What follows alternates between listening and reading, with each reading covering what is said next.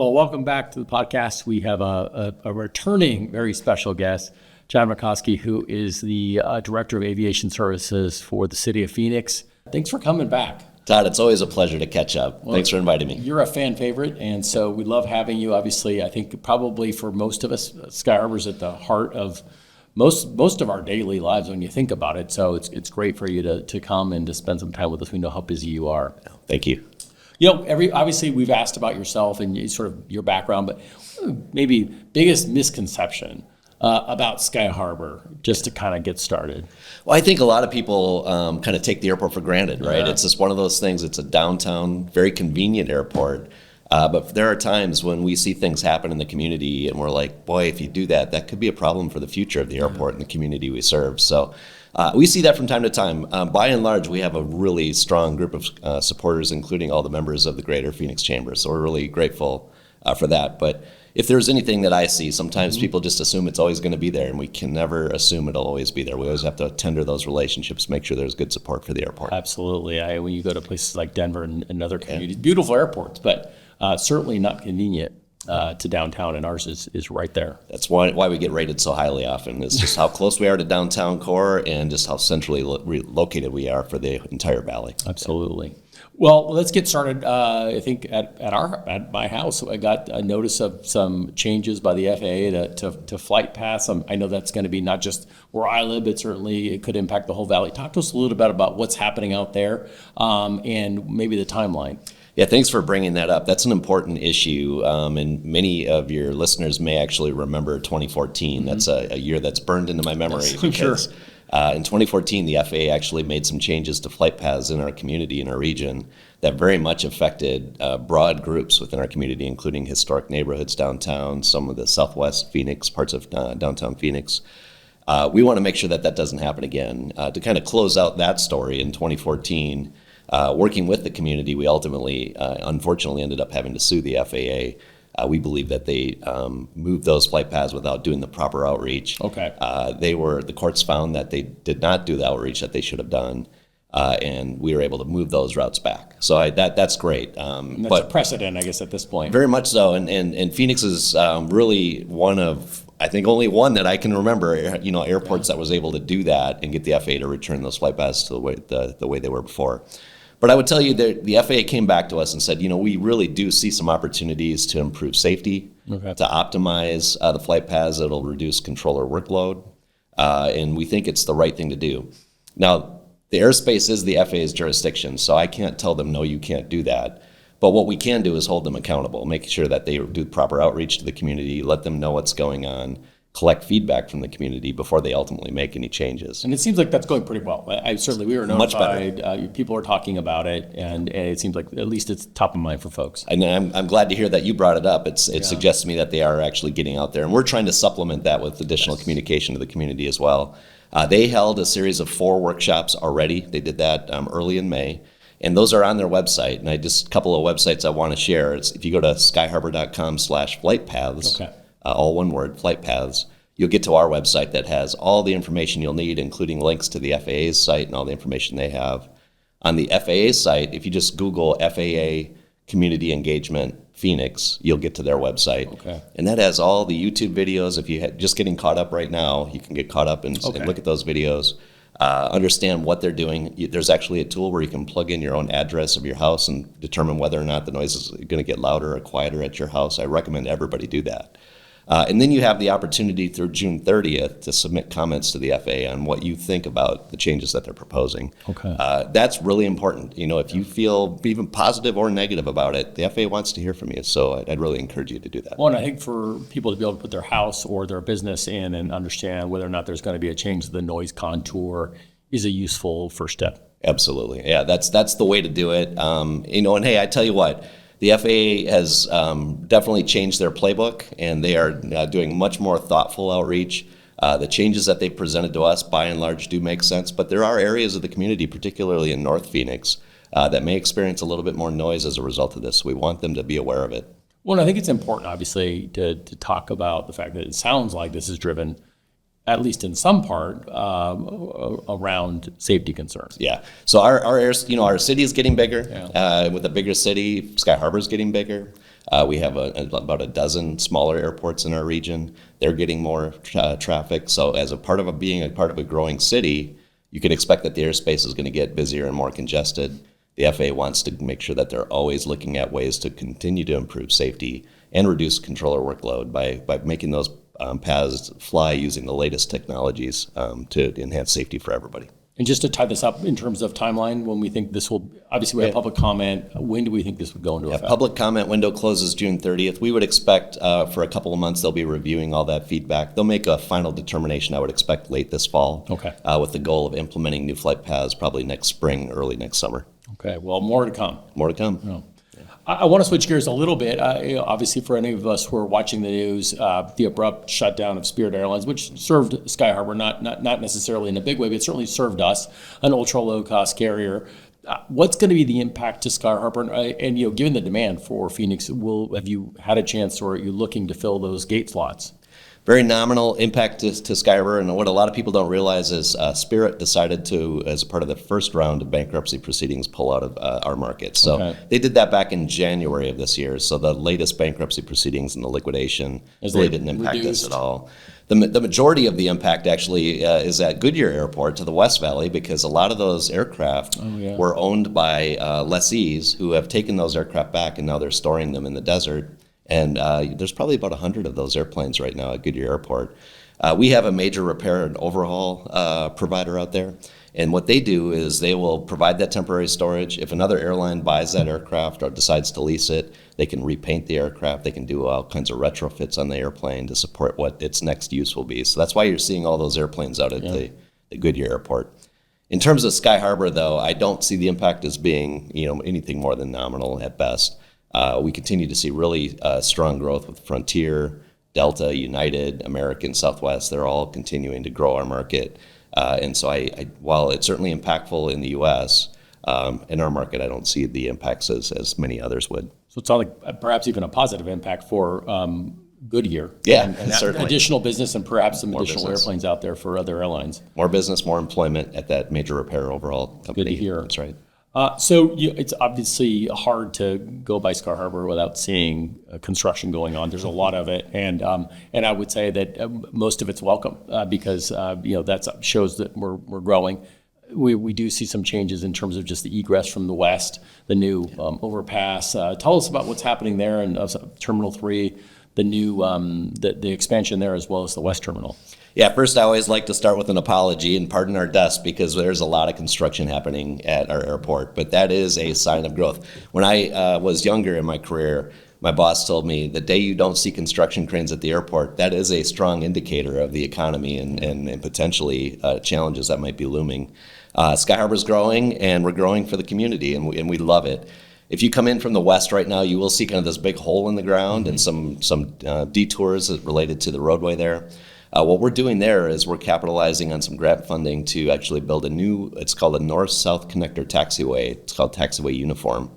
Planes can't climb hills or go down hills very easily, so we have to make sure that all of our taxiways are at grade. Sure. Well, so what that means is Sky Harbor Boulevard, we have to tunnel that underneath that taxiway, much like what you see on the east side of the airport. If you're going by Terminal 4, you'll see planes taxiing over your head.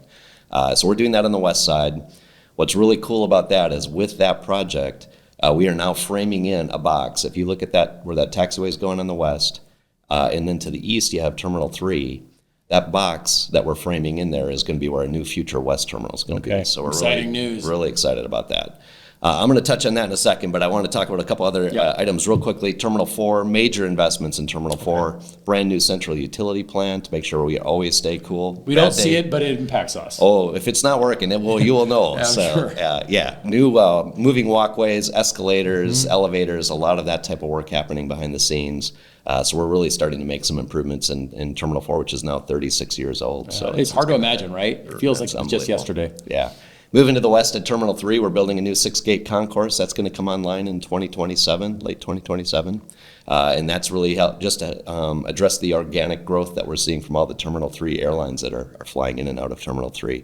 And then going to that west terminal, we are really excited about that. Our two largest airlines, American and Southwest, both want to continue to grow in our market. We're really, really pleased with the relationship we have with them.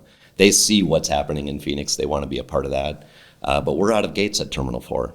And so what we're planning to do now is build this beautiful new West Terminal that not only will serve one of those two airlines when we move them out of Terminal 4, but it will also be our new international gateway terminal too. So all those foreign flag carriers and all, a lot of the international carriers want first class lounges and a lot of amenities for their customers.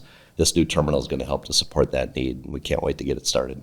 Well, it's such a great opportunity. In terms of overall gates, how many gates are we going to add to the airport? Yeah, so that terminal, when completely finished, could add another 62 gates to our portfolio. We'll probably start out somewhere between 30 and 40 gates to begin, just to get one of those two airlines moved over.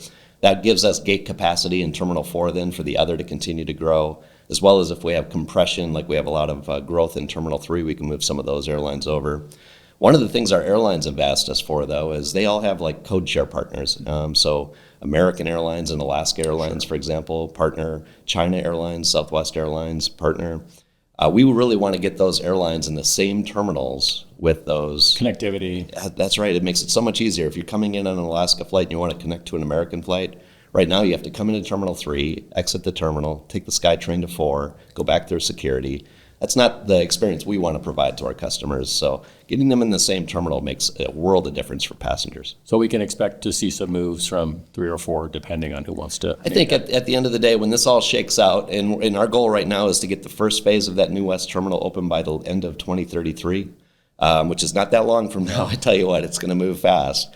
And there's going to be a lot of construction associated with it. But we get that first phase open, we think that the connections and moving those terminals, those airlines across all 3 terminals is really going to be necessary to really kind of optimize our environment at the airport. So you talk about Terminal 4 and the fact that now it's got some age.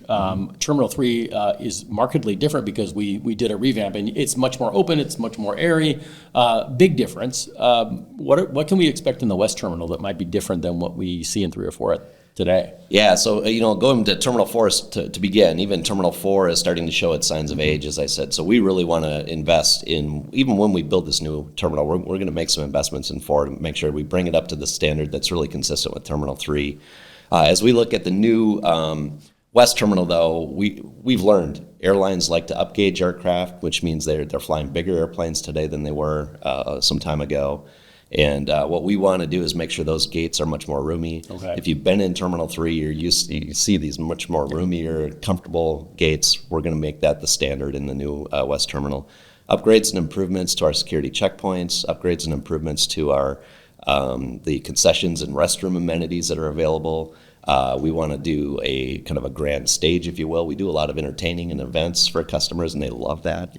Plus, all the technology that you'll need now. It's when we think of building fixed facilities, it's more than just the bricks and mortar. It's about integrating digital into those facilities too to make wayfinding and the experience just that much better for our customers. It really is, and it seems like it's not just every 10 years now; it's every 1 or 2 years where you have to keep up. Without a doubt, right? Yeah, it goes so fast. With what's happening. Well, let's talk about that. Clearly, there's a lot happening nationally and globally in terms of high tech, even artificial intelligence. What are some of the things you're considering in terms of the high tech side? Yeah, it's a lot of fun actually. And my chief development officer actually has a background in IT as well, so it really does help. And he's really come up with some creative ideas. Some of the things that we're doing today, in fact, we're one of the first airports in the country to deploy it, is we have an AI chatbot on skyharbor.com. If you go to skyharbor.com, at the top of the website, you'll see this little spot where you can type in search queries, and it's called Amelia, the chatbot, of course, after our mascot. Yeah. But you could type in plain language, and it will give you really good recommendations based on, not perfect, but really good. Right. And that gets you the vast majority of what you're looking for. And that continues to improve. And we really see a vision where people will really be using digital assistants at some point. So it doesn't matter what airline you go to, what airport you go to. When you buy that ticket, your digital assistant, through the help of our airport and the airlines that you're flying on, will be able to give you advice and recommendations not only before you begin, but as you're going through that journey too. So you show up to the airport, you may be thinking, I'm going to go through the A checkpoint because gate A2 is my gate I'm going to. We might tell you, you know what, you're going to get there 5 minutes sooner if you go through the D checkpoint right across the way. Counterintuitive. It's maybe, but it usually is correct. At the end of the day, it reduces a friction point for you. So you don't want to stand in a long line, and it's a kind of hurry up and wait. These types of tools will help to take some of that friction out of your journey, and I think that's really going to help a bunch. And hey, if you like Starbucks or you like your favorite coffee shop, maybe we can throw in a couple of coupons and discounts for you as well. So you actually, it's right on your way. Just want to make sure you have plenty of time. This AI digital assistant's really going to help, I think, a bunch. Absolutely, and I think the innovation contactless TSA. Pre has been really good, and some of these advancements I think that we're seeing in other airports where Phoenix is now in that mix as well. Yeah, we have Clear, we have pre-check, global entry, we have Phoenix Reserve, and we have touchless ID, which is really the newest thing that TSA is doing. I just used it the other day as I was traveling, and I love it because it's walk-up line right now. There's really no wait. You don't have to pull your boarding pass or your ID out of your wallet. You just go right up, put your feet down, stare at the camera. It knows who you are, and it sends you on. Now, the TSA will tell you all the privacy issues related to that in terms of how they're managing people's privacy. But at the end of the day, when you enroll to be a trusted traveler, you're providing some additional information about yourself. Why not use that? Why not use that to make your journey that much easier? And that's really what a lot of people have come to love about. What I like about it is you can pick your own adventure too. Yeah. You can reserve. There's no pay involved. You don't have to pay for any kind of enhanced services. You can do that as a normal traveler, maybe travels once a year, and you can use that line as well and get through the process quickly. Thanks for bringing it up. Phoenix Reserve is a great program because you don't have to have trusted traveler status to use it, but you can still benefit from it by going to our website and reserving your space in line. You know that you're going to get in with a predictable amount of time. So it takes some of that anxiety out of your wait in case you see long lines coming out of the checkpoint, on the day you show up. And what it does for us is based on your reservation, we can adjust staffing levels and work with TSA and whatnot to make sure the experience is better, not only for you, but for everybody else as well. So it's a nice benefit. And I have not seen that many options at other airports around the country, which I think speaks well for Phoenix. Yeah. One more thing on that, notice that we've made some enhancements on the parking systems where you can actually see when they're open spaces. Yeah. That's always an important thing, especially when you're late to the airport and you have to park quickly. Yeah, it seems counterintuitive for an airport to want to do that because, when you think of the bottom line, you would think it doesn't really make a lot of revenue for us. But I tell you what, satisfied customers are return customers. And so that gives us a more predictable return on our investment with those types of systems. We started that system in Terminal 3. It's just like you might see in a mall or it's the red light, green light system. Right. You go in, it'll tell you how many spaces are available on each level. It'll tell you where on that level, those spaces are available. It takes so much, anxiety out of that parking experience, which is really important now because if you've traveled in the last year or so, you will know that our garages are filling up, and sometimes it can be hard. Surprised to see how much more full they are these days. Yeah, we're actively managing our parking spaces every single day now and we never used to have to do that. We used to always have plenty of ample capacity. We just finished a parking master plan where we're going to be adding additional parking availability. One space that we'll be opening up later this summer is we're going to open up a lot with a 4-story parking garage right next to the rental car center. Oh. So we'll have it's going to be an economy lot, much like East Economy. Sure. Very easy shuttle commute from that lot to the rental car center, SkyTrain station, and then into the terminal for those that are looking for perhaps maybe a bit of an economy type experience. And that'll take some pressure off of the core, we believe. And then we're going to be putting in the new space count system in the Terminal 4 and East Economy garages. We know that that's a value to those customers. And then in that parking master plan, about $600 million worth of new parking capacity adds up by 44th Street there, where the old Greyhound track is, the Phoenix Rising station is now, as well as on the west side at the 24th Street station. We actually have a surface lot there, but we see an opportunity to grow that by building some vertical parking garages there as well. So we want to make sure that if people want to use parking, we have it available for them. Well, it's good news, and it's nice that you're keeping not even only pace, but you're actually getting ahead of this. That's the plan. And for the folks coming in from downtown or the west side, now there's going to be a West Economy lot option. That's right. Which I'm sure they'll certainly appreciate. Yep. That's the idea. So sticking with tech, maybe on a more somber note, we had the incident at LaGuardia where we had the aircraft crash on the runway, and then we had the DCA incident. A lot of focus on safety, the controller side, transponders. Talk to us. I mean, clearly we have an enviable safety record. Let's put that on the table, and there's a reason for that. But what are we thinking about in terms of some of those further enhancements to avoid any kind of collisions or anything that could happen within the scope of Sky Harbor? Well, thank you for bringing that up. That certainly is on everybody's mind, and we want to make sure that we are operating a safe system, that customers, when they come to our airport, they're not worried about their safety. And so we are fortunate in a number of ways. One is I have an amazing staff, and so I'm going to brag them up a little bit because they're always looking for new innovations and ways that we can enhance safety on our airfields before planes take off. The incident at LaGuardia was absolutely tragic on the airfield there, where the aircraft ended up impacting an emergency responding vehicle. What we have there, in fact, back almost 12 years ago, I think in 2014, we were among the very first airports in the United States to implement what's called VMATs, Vehicle Movement Area Transponders, which you put on your vehicles. Okay. We did that on 5 vehicles. FCC Spectrum did not allow us to do more than 5 vehicles. So we put them on our 5 highest used vehicles on the airfield, the ones that are out doing the runway inspections, making sure that they're safe every day. And they actually feed a signal to the FAA air traffic controllers. So if for some reason our air vehicles end up needing to get onto the runway, they can see exactly where they are. When they're on the runway, they'll see where they are on the runway, when they're going to exit, that sort of thing. The FAA over the last year has said we are able to now actually expand that significantly, that program. And so we're really excited. We, in fact, just went to the city council. I'm grateful to the mayor and council for doing this, but they just approved another 80 units that we'll be able to put on all of our fire vehicles, all of our construction vehicles, the maintenance vehicles that go out there every day to maintain those facilities. And we have a program that very much limits who even has access to those facilities to begin with. And so all those different layers help to make sure that we run a very, very safe airport. And I think it's important to note that clearly if they can see each other, an aircraft and a vehicle, then they can avoid a collision, and that's part of what happened in LaGuardia, we think. So to have 80 vehicles at Sky Harbor under this program really speaks well for what we're doing here, and not something that people are going to see. Right. But behind the scenes, it's working.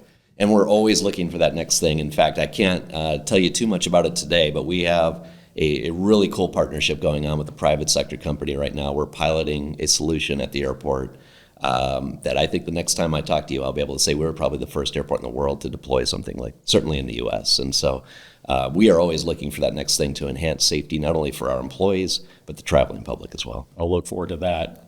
You mentioned your team, and obviously there's a significant workforce at Sky Harbor. And I know, talking to our members, to employers, workforce is the challenge. How are you recruiting, and how are you keeping folks at Sky Harbor, given the growth and everything going on? Thank you for that question. I have an amazing team of just under 900 employees, which might seem small if you think about the huge asset that we run. A team of about 900 employees that operate Phoenix Sky Harbor Airport, Phoenix Deer Valley, and Phoenix Goodyear Airport. But I often tell people we're a team of teams, right? So we have hundreds of companies that do business, private sector businesses. We have federal agencies and all these different groups that customers interact with in their journey every single day. Everything from the food and beverage provider to the TSA employee to our employees as well. So in that front, we have almost 47,000 employees at Sky Harbor Airport. When I think about investing in my team, we're doing some really cool stuff. One is we're owned and operated by the city of Phoenix, and I'm very fortunate to be a lifelong city employee here. Amazing benefits, tuition reimbursement programs, mentorship programs. They really do believe in investing, and we have a really robust benefits package to ensure that we see our time with the city of Phoenix not just as a job, but as a career. And I think that we see really good retention as a result of that, and that helps a lot. And then at Sky Harbor, what we do is, in the aviation department, we actually invest in all kinds of things in terms of industry-specific training. So we have, one of our major associations we belong to has an enterprise membership that allows us to give them videos, tutorials, certifications, to get involved in committee work, to go to conferences, all to continue to improve on their education. Whether they want to stay doing what they're doing and just get better at it, or whether they actually have a career trajectory to do something much bigger, we want to help enable that. We use individual development plans, and we really want to kind of chart that course for that employee to really be successful in our organization. And then the bigger front, with the population of 47,000, we want to help those employers too. And we've been doing job fairs. We did it. It was kind of came out of the pandemic. We've recognized that many of our employers are having a hard time attracting talent. So we did job fairs, and it started out okay. You know, I had 100, 200 people show up to these job fairs. Now we see 600, 800 people showing up at these job fairs every single month we do them. It's up at 44th Street, SkyTrain station. If anybody wants to learn more about it, they can go to our website and do that. But we probably have 25, 30 employers that'll come out, and 80 to 100 on the job or on the spot hires at those interviews. So we see this as a community. You know, it's not just us; it's them too. We just do a lot of really cool things. We do STEM and STEAM events with our airline partners to get students, interested in our industry at a very young age. Aviation Youth Academy programs where they can go behind the scenes and see all the different things that happen at our airport. All that just to really kind of build that next generation of aviation talent. Well, it's great that you're doing that, and yet that impact is so significant. I know you allowed our board to come and have our retreat this year at Sky Harbor, and part of that included going to the American Airlines hangar and seeing what's done there. Planes coming in at night, getting the work done, going out the next day, and what that can mean for folks in our community to be mechanics or to be a part of that industry is really tremendous, and love to see some additional growth there as well. Without a doubt, yeah. What we do. I always have to kind of pinch myself because you kind of take it for granted when you go to work every day and your job is at the airport, right? We see it every day, but there are moments when you can see things through the eyes of somebody else as a first timer, and you're like, oh yeah, this is pretty cool what we do. It's pretty amazing. I agree. Well, speaking of amazing, I think we also have a good reputation in terms of restaurants and amenities at our airport. I can tell you, we flew out a couple weeks ago and we got to go to Matt's for breakfast, and that's always nice because you know what it is and it's familiar, it's good. But what else can we expect in terms of some of those offerings out there that people will experience? I thought you might ask, and I'm really excited. My chief revenue officer just gave me a listing of all the cool amenities, and as you might have guessed, many of them are going to be local amazing favorites, and so. Chef Christopher Collins, you hear it here first, is going to be bringing the Macintosh to Sky Harbor Terminal 4. Everybody knows that. As well as the Collins Small Batch Kitchen is coming. Chef Joey Major is going to be bringing in the Mexicano. I think everybody loves the Mexicano. Absolutely. It's a great local favorite. A great spot. Pat Christofalo, famous for the Farm at South Mountain. We're going to be bringing in the Farm at South Mountain to Sky Harbor Airport, the Morning Glory Cafe there, the bar at Phoenix. Ingo's is a very popular kind of a fast casual favorite, so they're coming in. Many people know Megan Greenwood with the Greenwood Brewery down on Roosevelt Row, so we're going to be bringing in a Greenwood Brewery right to Terminal 4 as well. And then, of course, very iconic chef Mark Tarbell is going to be bringing in a Cactus Cow Burger Bar to our airport. So lots of great local eats when you come to the airport. We know our community loves to have those local favorites, but I tell you what, people coming to our community love to have that opportunity to have a taste of Phoenix as well. It's not generic. It's about us, right? Yeah, and it's really nice to have that here in Phoenix, and some great additions in the next, year? Yeah, so we're working on the final agreements with them right now. It typically takes 9 to 12 months to build them out, so you're looking about a year from now. We should have all those up and running. Okay, well, we'll certainly look forward to that. One of the things that I do think about when you talk about parking becoming at a premium, I think you look back 10 years and lounges tended to be sort of not dead, but certainly there weren't a lot of people there. Now it's like being at the terminal. How are we thinking about expanding those options for folks? That is probably one of the most requested items, not only from our airlines, but from the community members that travel through. So Terminal 4, Terminal 3, neither of them were built with lounges in mind. Sure. I mean, when they were built in 1977, I think Terminal 3, in 1990, Terminal 4, that just wasn't a big thing.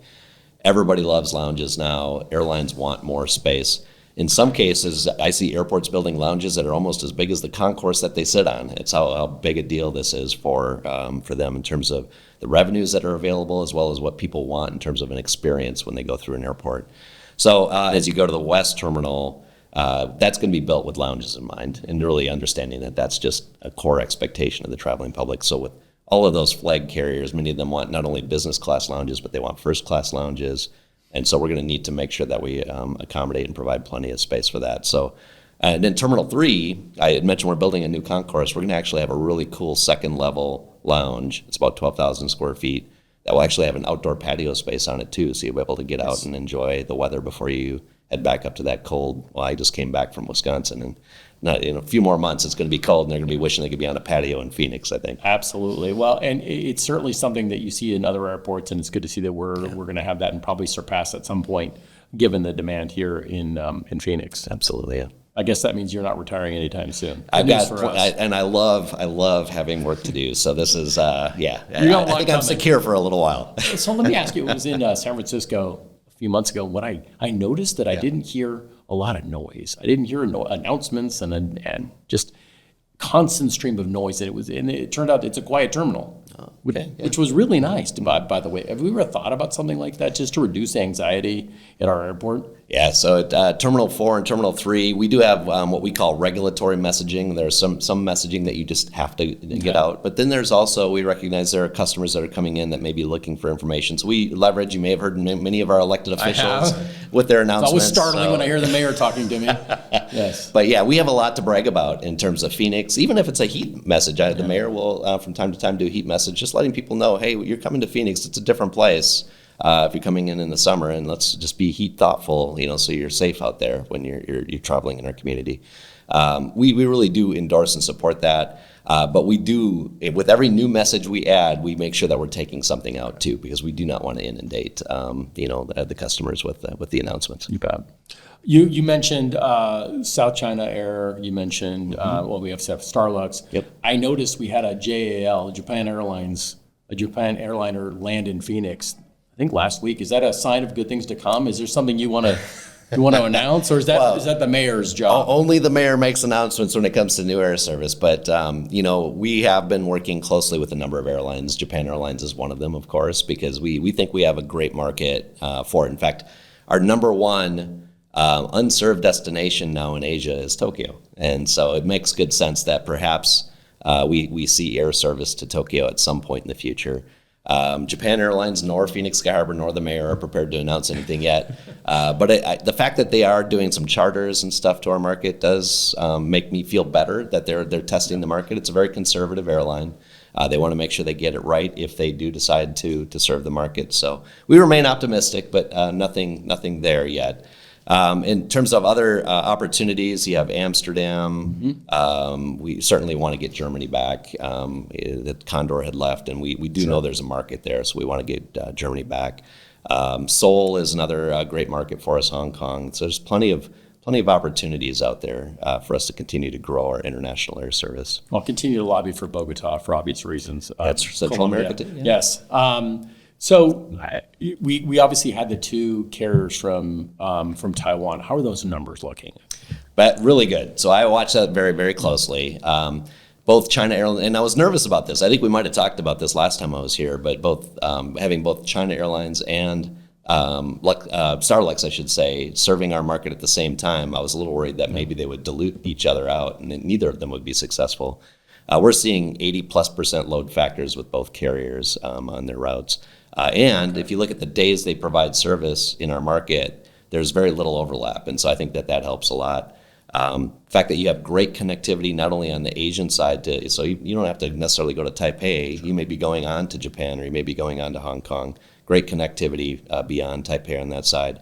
And then, as I'd mentioned, China Airlines code shares with Southwest Airlines.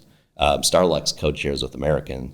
So anybody coming to the U.S., even if they choose not to stay at Phoenix, which I don't know why they would not want to do that, but if they choose to go somewhere else, they have great connectivity here at our Sky Harbor hub to continue their travel. It's good to see it's been a success. Yeah. Air France as well? Air France. Numbers there? Excellent. So I don't know if you remember this, but Air France actually started saying, you know what, we're going to test the market. Okay. And we're going to do, maybe seasonal service. We'll do it a couple times a week. We'll see how it works. Before they even started, the bookings were so good that they said, we're year round. We're going to go year round. And so we're super excited about that. And that was back in May of 2024 that they started. Now they're actually upping to 5 days a week service, and they're looking at even daily service at some point in the future. So it really just shows you the strength of our market and the airlines wanting to serve it. It's a good thing we're ramping up. Yeah. Good news. I want to pivot a little bit. Deer Valley Airport, I know that's part of your purview. They're looking to do some work there as well. Talk to us a little bit about what you're expecting at Deer Valley. It's really cool what's happening at Deer Valley, and really fortunate we saved a lot of land up there. We had about 120 acres of undeveloped land up there, and now with TSMC and all the supply chain manufacturers going and building their businesses in the North Valley, it creates a really unique opportunity for us to grow Deer Valley to meet the need of all those suppliers and that business community. Two runway airport. Sky Harbor Airport had about 489,000 takeoffs and landings last year, if you can believe that. Wow. You know how many takeoffs and landings Deer Valley Airport had? 490,000. They actually beat Sky Harbor, and they did that on a 2-runway airport, and we're a 3-runway airport. So it's amazing how busy that airport is. We have about 1,100 base pilots there. We have a fixed base operator up there. We have some condo corporate hangar developments going on up there. So you're really seeing a lot of growth from kind of the smaller, single engine aircraft to bigger corporate jets are now starting to use that airport facility. And as we're developing the remaining undeveloped parcels, we'll have that in mind, of course. But one of the signature element of any airport is their terminal. The terminal at Deer Valley is dated. It's, I think, last redeveloped in 1990. We're going to invest well over $10 million into this facility to make it a new state-of-the-art terminal facility, something the community can be really proud of, something that really speaks to the rebirth and the growth of Deer Valley Airport. Well, and it is such an important element in terms of pilot training and just general aviation in itself. Yeah. Just for people who don't know, maybe aren't familiar, the funding for that. Yeah, it's so it's a part of the enterprise fund. So no general aviation tax revenues go, or no general tax revenues, I should say, go into that airport or any of the airports we operate. They're all part of the enterprise fund. We work really hard to make sure that both Goodyear and Deer Valley are as close to self-sustaining as possible. If there's any money to be made up, we look at the Sky Harbor Fund to help support like capital development projects and things like that to continue to grow them.